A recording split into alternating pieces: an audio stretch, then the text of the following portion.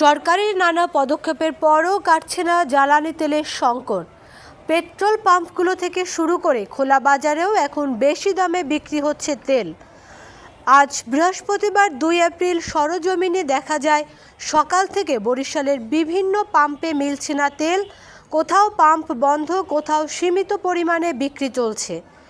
তেল পেতে দীর্ঘ লাইনে দাঁড়িয়ে থাকতে হচ্ছে মোটরসাইকেল ও প্রাইভেট কার চালকদের।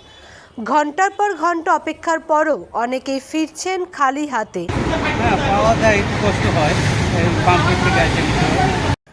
সরবরাহের অস্বাভাবিকতা আর ভোক্তাদের অনিশ্চয়তা মিলিয়ে তৈরি হয়েছে অঘোষিত সংকট।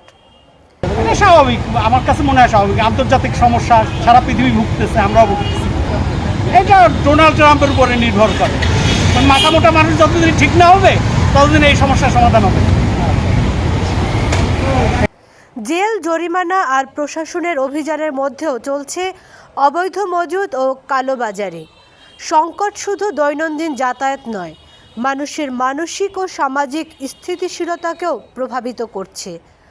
ঘন্টার পর ঘন্টা লাইনে দাঁড়ানো, ভোগান্তি ও তেলের জন্য অস্থিরতার কারণে নাগরিকদের চাপ বেড়েছে। বিশেষ করে সড়কে যানজট এবং দীর্ঘ অপেক্ষা মানুষকে শারীরিক ও মানসিকভাবে ক্লান্ত করছে।